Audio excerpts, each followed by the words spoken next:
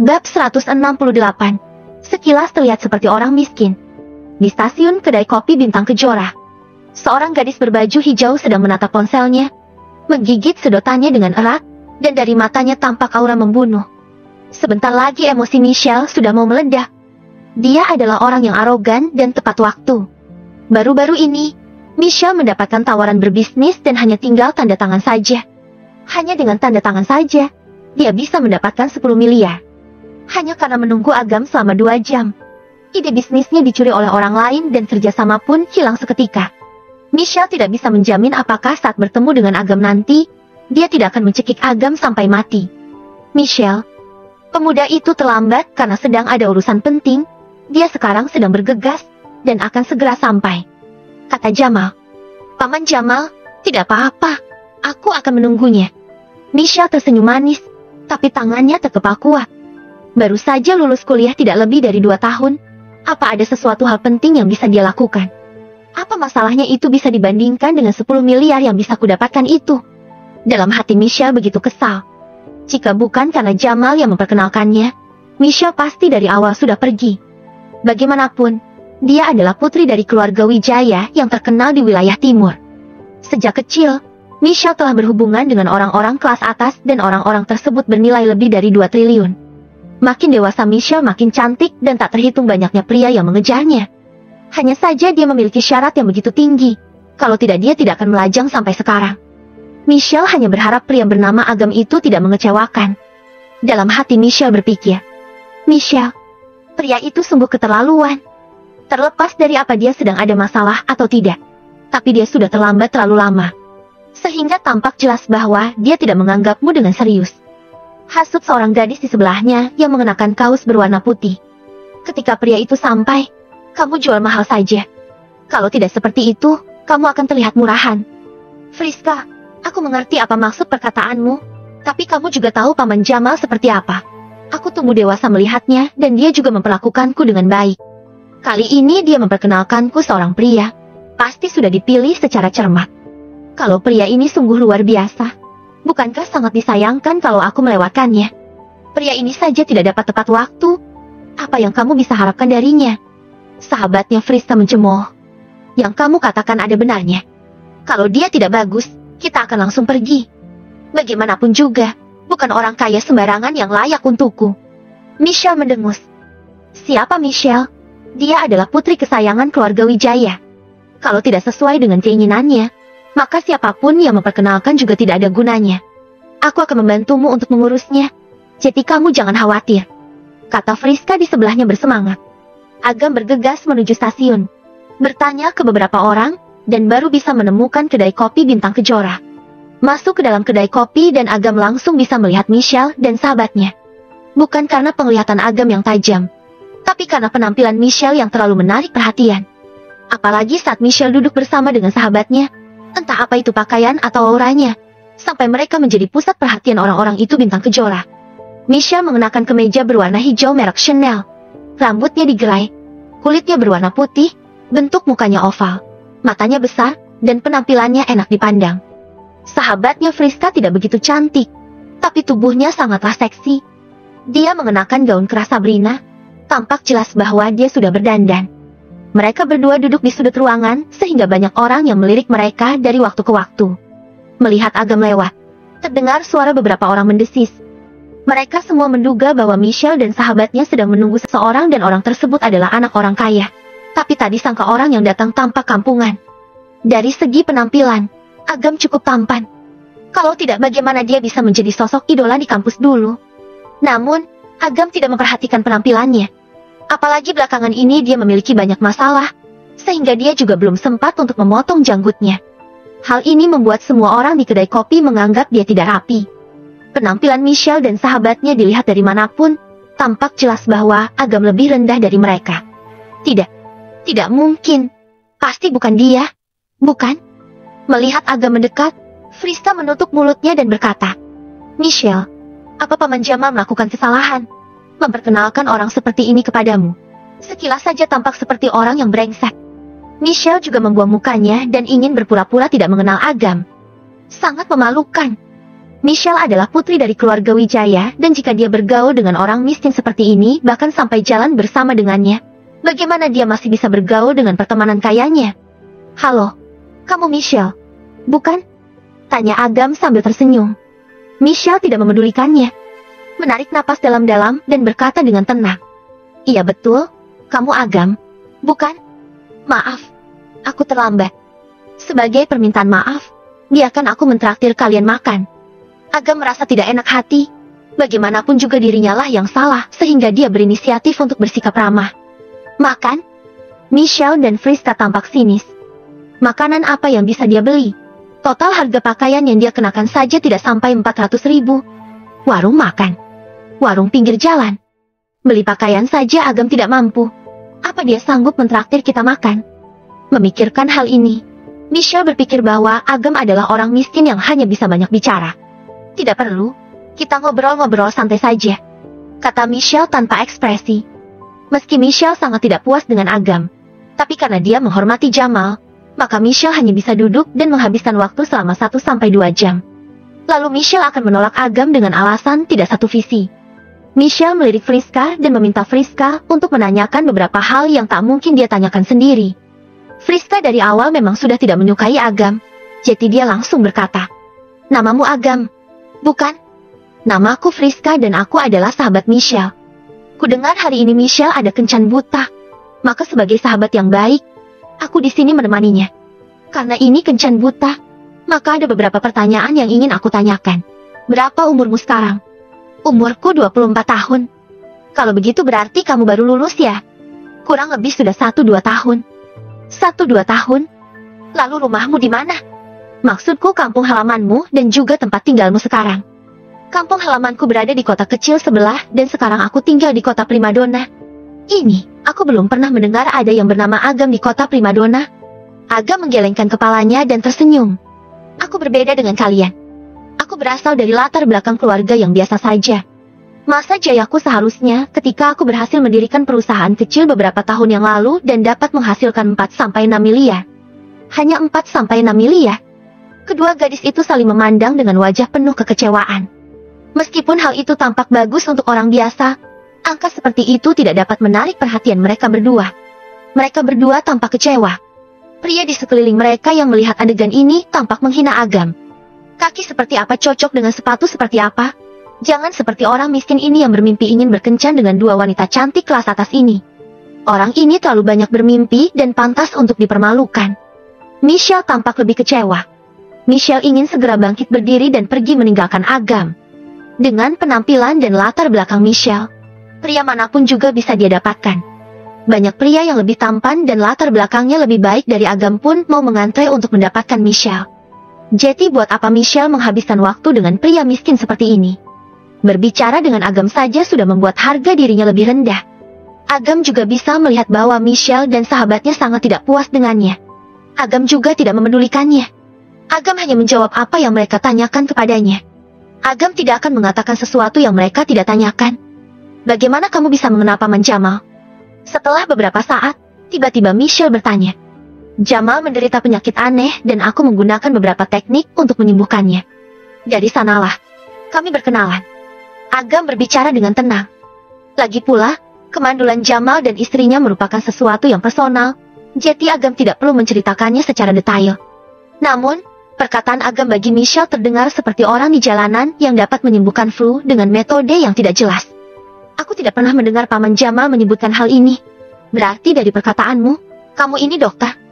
"Bisa dibilang begitu, tapi aku tidak punya sertifikat kompetensi dokter." "Kamu tidak punya izin sertifikat kompetensi dokter, tapi masih berani praktik kedokteran. Apa kamu tidak takut ditangkap?" Michelle mencibir. Michelle lebih percaya bahwa Agam adalah orang miskin yang tidak memiliki moral. Sepertinya Paman Jamal telah diguna-guna sehingga dia memperkenalkan Agam kepada dirinya. "Aku menyelamatkan orang, bukan seorang penipu." Agam menggelengkan kepalanya dan dia juga tidak bermaksud untuk menjelaskan. Bukankah terlalu melelahkan jika dia harus menjelaskan setiap permasalahan yang ditemui? Bagus jika mereka bisa mengerti. "Aku tidak peduli orang seperti apa kamu ini. Tapi lebih baik kamu berhenti. Kalau tidak, kamu dapat masuk penjara 8-10 tahun lamanya karena telah melakukan malpraktik." "Tentu saja. Terserah kamu mau mendengarkan atau tidak. Bagaimanapun aku tidak punya hubungan sama sekali denganmu. Saranmu akan kucatat.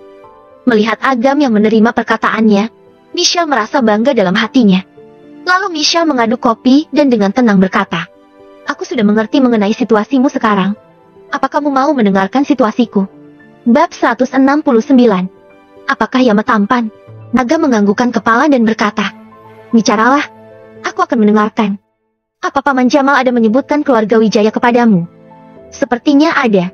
Pak Jamal pernah bilang keluarga Wijaya ada keluarga yang sangat terkenal di wilayah timur." "Sangat terkenal?" "Hehe. Mungkin dari pandanganmu hanya bisa dijelaskan dengan kata sangat terkenal. Aku tebak di posisimu sekarang pasti kamu belum pernah berhubungan langsung dengan kekuatan inti dari wilayah timur. Aku katakan kepadamu, di wilayah timur selain ada 4 keluarga besar, masih ada 8 keluarga kecil. Meskipun menggunakan kata kecil, 8 keluarga ini tidak kecil sama sekali. Ambil contoh keluarga Wijaya kami yang merupakan satu dari 8 keluarga kecil.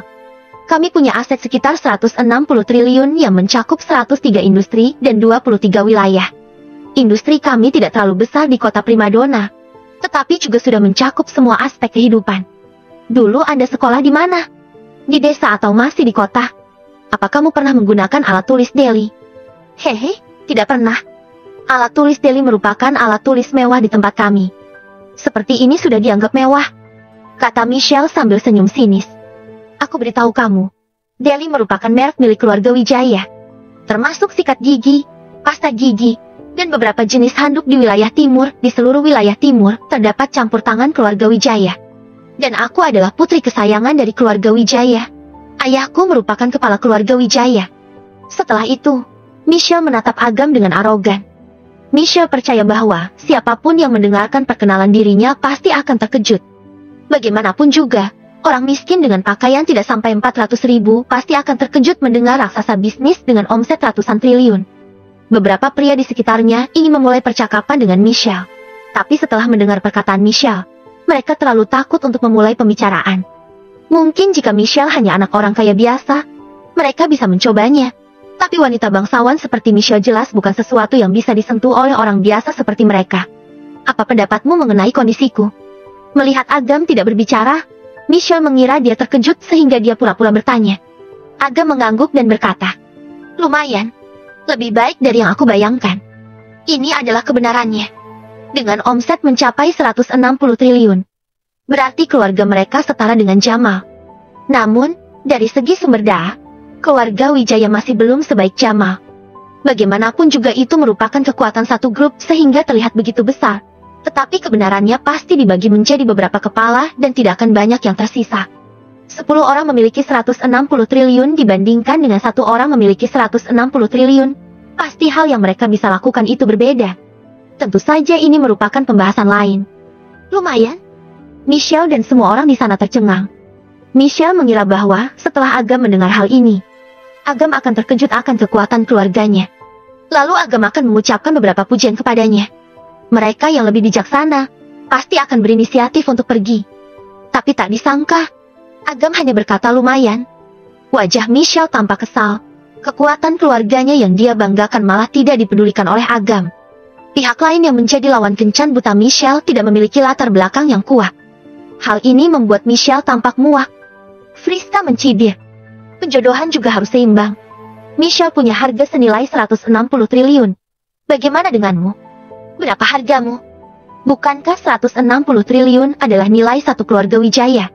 Sejak kapan jati nilai kamu seorang? Tanya Agam. Apa bedanya? Friska tampak kesal dan berkata, "Baiklah, Michelle punya 1 saudara perempuan dan 1 saudara laki-laki di keluarganya. Kalau harta keluarganya dibagi sekalipun, harta Michelle sendiri juga mencapai 20 triliun. Apa nilaimu ada sebesar itu? Kalau dihitung seperti ini, aku kurang lebih mengerti." Agam tersenyum. Mengenai aset yang Agam miliki sekarang memang relatif terbatas. Kalau membicarakan nilai diri dan sumber daya yang dimiliki, maka Agam berani membuka nilai di 200 triliun dan pasti tidak akan ada orang yang berani menentangnya. Entah itu Harsa, Norman, atau Jamal. Mereka semua telah menjadi sumber daya Agam. Jadi secara gamblang bisa dikatakan bahwa jika Agam meminta mereka membantunya, pasti mereka tidak akan menolak. Apalagi Agam baru saja mendapatkan hormat dari Daniel, Dengan kapabilitas Daniel, pasti dapat menambah nilai Agam. Nilai ini juga masih belum termasuk Joshua dan Lido bersaudara yang merupakan kekuatan kota primadona. Belum lagi keluarga Suwandi. Meski saat ini hubungan Agam dengan keluarga Suwandi belum begitu intim, tapi selama Agam bertekad untuk menjalin hubungan dengan mereka, maka tak butuh waktu lama bagi Agam untuk masuk ke dalam lingkungan keluarga Suwandi. Kalau dihitung seperti ini, 200 triliun mungkin baru sebagian kecil. Tentu saja, Agam juga tidak bisa mengatakan hal-hal ini. Bagaimanapun juga, Agam datang kemari untuk kencan buta bukan untuk merusak suasana. Lagi pula, jika Agam mengatakannya sekalipun, mereka juga tidak akan percaya. Melihat Agam tidak berkata apa-apa, Michelle dan Friska saling memandang satu sama lain dan berpikir bahwa tidak ada yang bisa dikatakan oleh Agam. Agam, bukannya aku memandang rendah dirimu. Aku merasa bahwa kemampuanmu sekarang sangatlah tidak buruk dan kelak kamu masih bisa berkembang. Mungkin kalau kamu beruntung, kamu bisa mendapatkan 20 juta sebulan dan membeli sebuah rumah di kota kecil. Tapi strata kita tidaklah sama. Aku merasa kita berteman dulu saja sekarang, kata Michelle dengan tenang. Tapi dari tatapan matanya tampak menghina. Teman? Persepan dengan hal itu. Hal ini dilakukan hanya untuk melindungi citranya dan menghormati Paman Jamal. Dengan penampilan Agam seperti ini, kedepannya dirinya juga tidak ada kualifikasi untuk berbicara dengan Michelle. Kita memang adalah orang yang berbeda. Agam mengangguk sambil tersenyum. Kata-kata yang sama, tapi memiliki arti yang berbeda dengan perkataan Michelle. Michelle merasa puas. Michelle masih khawatir jika Agam akan membuntuti dirinya. Tapi terlihat Agam sudah sadar. Setelah itu, keadaan menjadi hening. Michelle dan Friska saling berbisik, bersuah foto, dan tidak memedulikan keberadaan Agam. Agam menerima pesan Jamal yang menanyakan bagaimana obrolannya dengan Michelle. Agam khawatir jika Jamal akan mengenalkan orang lain kepadanya, sehingga dia hanya membalas pesan Jamal cukup baik. Friska, apa kamu pernah mendengar berita ini? Sebuah insiden besar terjadi di kota primadona beberapa waktu lalu. Sebuah sekolah seni bela diri kuno telah dihancurkan. Dikatakan bahwa pihak yang menghancurkannya adalah seorang pria bernama Yama, kata Michelle bersemangat. Tentu saja pernah ku dengar. Dikatakan bahwa kekuatan Yama telah mencapai alam bumi tingkat 3 ataupun 4. Tidak hanya kuat, tetapi dia juga sangat muda. Dia tampaknya masih seumuran dengan kita. Di usianya yang masih terbilang muda, kekuatannya sudah mencapai tingkat alam bumi. Michelle bertanya dengan wajah tampak malu. Wajahnya tampan tidak? Aku dengar dia sangat tampan. Ada apa? Kamu suka ya? Kamu jangan menertawakanku. Aku tidak percaya kalau kamu tidak tertarik. Hihi, tentu saja aku juga tertarik. Tapi identitas Yama itu sangat dirahasiakan dan aku masih belum tahu siapa nama aslinya. Sangatlah disayangkan karena insiden di sektor kertas hijau itu tidak ada orang yang merekam insiden tersebut. Aku sungguh ingin bertemu dengannya secara langsung. Mata indah Michelle berbinar dan sangat berharap. Gadis mana yang tidak terlena oleh Yama? Kekuatan Yama sangatlah hebat, sampai membuat keluarga Effendi dan keluarga Suwandi ketakutan. Pria yang luar biasa ini harusnya menjadi suami Michelle, bukanlah orang miskin ini. Michelle melirik Agam dengan tatapan penuh hinaan. Agam tampak tak berdaya. Agam ingin melihat ekspresi mereka jika dia memberitahu mereka bahwa Yama adalah dirinya. Namun, Agam terbiasa untuk tidak menonjolkan diri dan ada niatan untuk mengungkapkan identitasnya. Michelle melihat sudah hampir tiba waktunya untuk pergi sehingga dia segera membereskan tasnya. Saat yang bersamaan, ponsel Michelle berbunyi. Tunggu sebentar, ayahku menelepon. Michelle meletakkan tasnya dan pergi ke sebelah untuk menjawab telepon.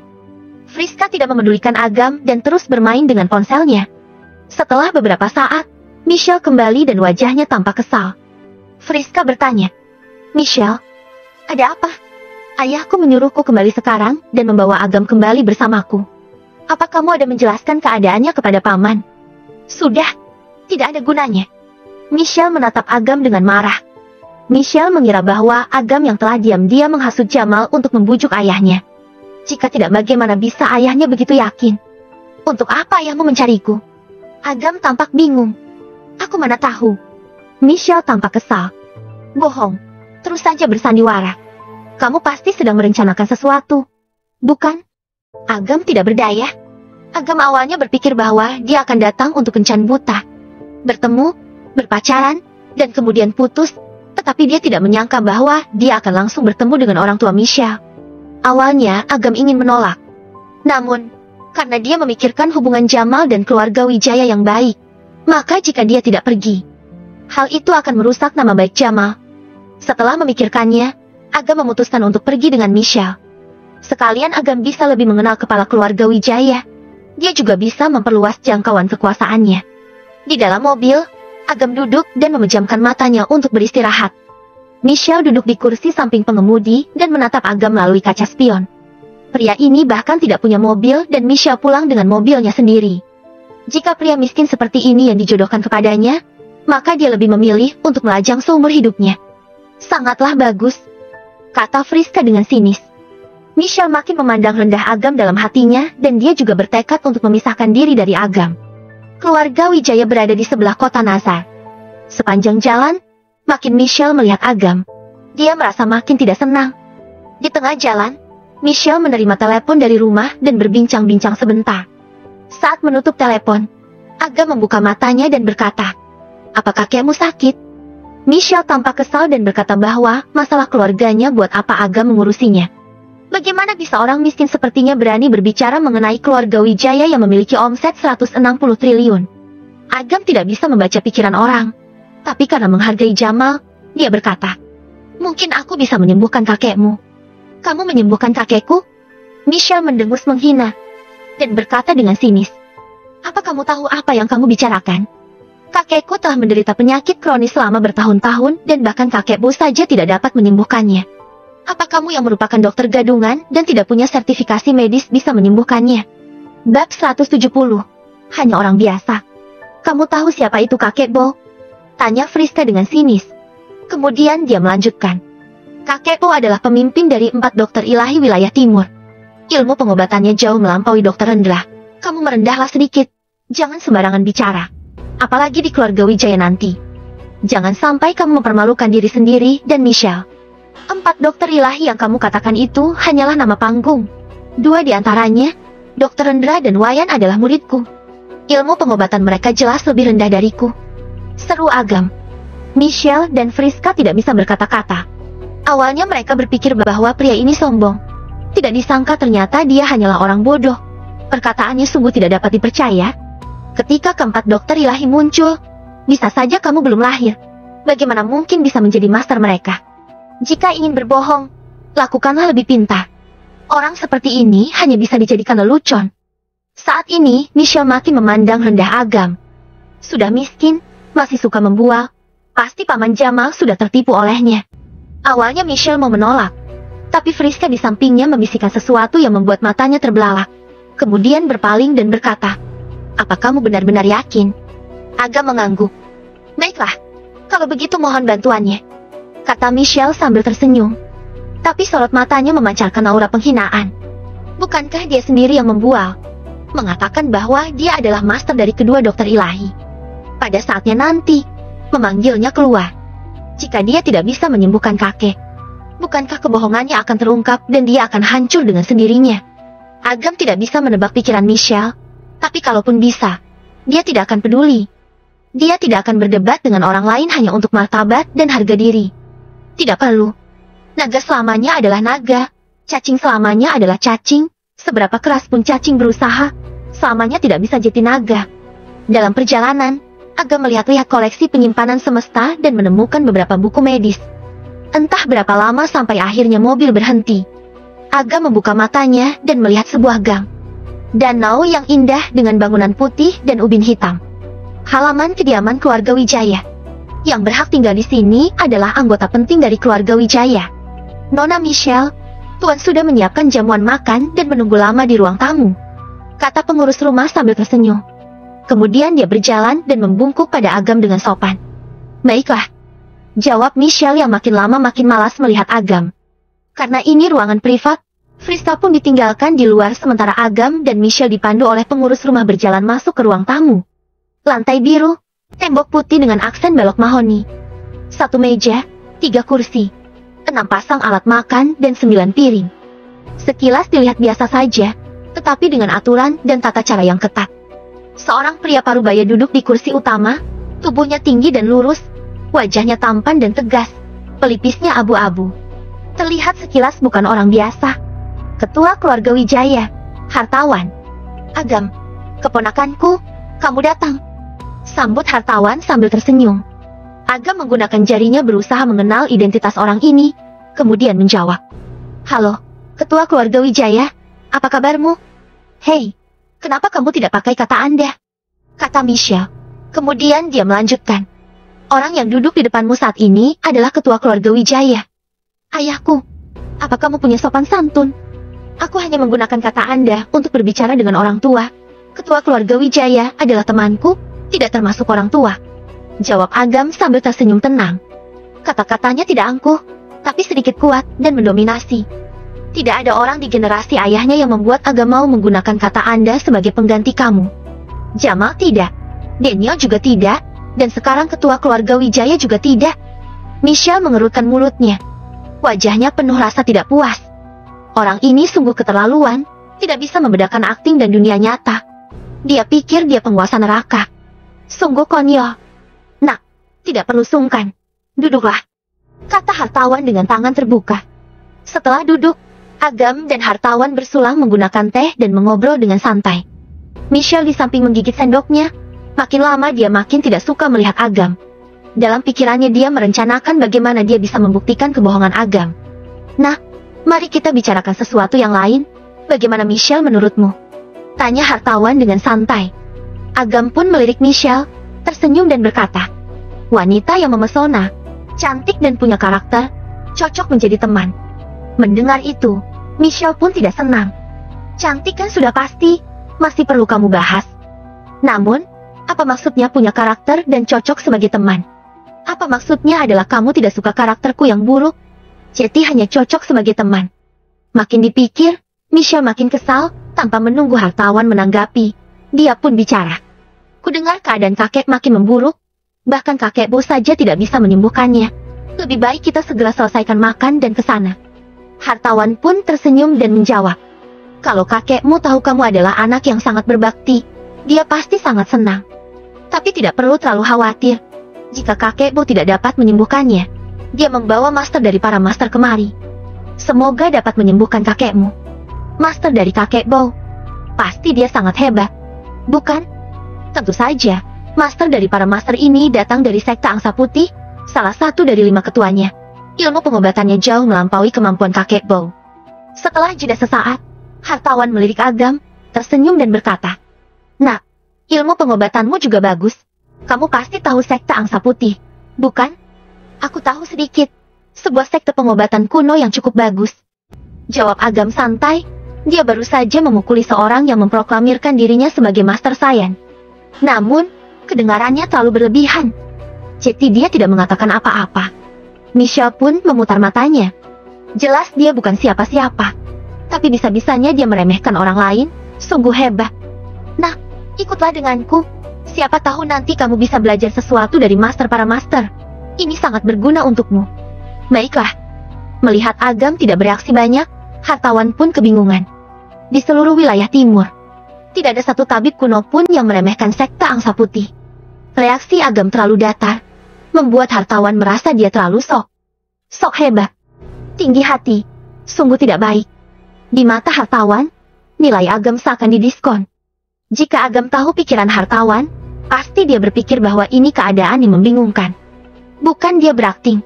Tapi di matanya, sekte Angsa Putih ini sungguh tidak terlalu bagus. Jika bukan karena dia takut master dari para master ini tidak berhasil menyembuhkan kakek Wijaya, apakah Agam perlu melakukan perjalanan sejauh ini kemari? Dia bahkan malas datang kemari. Kakek Wijaya tinggal di halaman belakang yang hanya berjarak beberapa langkah. Melihat jam sudah hampir waktunya, dia membiarkan Agam pergi duluan. Melihat bayangan Agam yang menghilang, senyum di wajah hartawan pun pudar. Dia menuangkan teh untuk dirinya sendiri dan bertanya, bagaimana? Apa ada sesuatu? Dari belakang pilar muncul seorang pria tua berusia 60-an. Jari-jarinya terlihat kuat dan tampaknya dia terlatih. Anak ini tenang. Dia bibit yang bagus. Tapi aku tidak merasakan kekuatan spiritual darinya. Kalau begitu, dia bukan seniman bela diri kuno, kata hartawan. Kupikir dia adalah penguasa neraka yang dibicarakan semua orang. Ketua, kenapa Anda tidak langsung tanya pada Jamal? Sudah. Dia bilang kemampuan Agam sangat kuat. ilmu pengobatannya, dan juga bisa sedikit feng shui. Tapi apa dia penguasa neraka atau bukan? Dia tidak bilang. Jawab hartawan tidak puas. Orang tua itu pun memicingkan matanya. Sejauh yang ku tahu, kemampuan medis, feng shui dan yang lainnya semua bergantung pada kekuatan aura. Di tubuhnya sama sekali tidak terdeteksi gelombang kekuatan spiritual. Sepertinya dia hanyalah orang biasa. Aku dan Jamal tumbuh bersama. Tidak ada gunanya dia menipuku. Kemungkinan dia juga tertipu. Gumam hartawan sambil berpikir saat dia membicarakan sekte angsa putih. Agam tidak bereaksi apa-apa. Bisa jadi dia berakting atau mungkin dia memang tidak tahu apa itu sekte angsa putih. Kemungkinan opsi yang kedua lebih besar. Sialan, rugi aku sudah menyajikan teh premium ini. Hartawan merasa kesal, namun dia tidak bisa menyalahkan Jamal. Mungkin saja Jamal juga tertipu. Bukankah itu bisa menghancurkan hubungannya? Sebagai ketua dari keluarga Wijaya, pertimbangannya pada suatu hal jauh lebih banyak daripada orang biasa. Masuk ke halaman belakang, dia melihat sebuah ruangan. Dari pintu, Agam sudah mencium bau obat tradisional yang kuat. Chrysalis, bunga aprikot, Ganoderma darah. Dari bau obatnya Agam bisa menilai material apa dan secara kasar menyimpulkan penyakit apa yang diderita kakek itu. Tampaknya penyakit kakek ini tidak ringan, dan obat-obatan ini harus dimakan seumur hidup. Dalam ruangan itu masih ada dua orang lagi. Seorang pria dan wanita yang menjaga di samping tempat tidur. Paman Michelle, Hendy. Di sampingnya ada istrinya, Jessica. Agam pun menyapu pandang dan menatap keranjang kakek yang sakit. Seorang pria tua sedang berbaring di atas tikar pendingin. Otot-ototnya keriput, tulang pipinya menonjol dan kulit seperti ranting kering, tanpa tanda-tanda kehidupan. Hidupnya tidak lama lagi.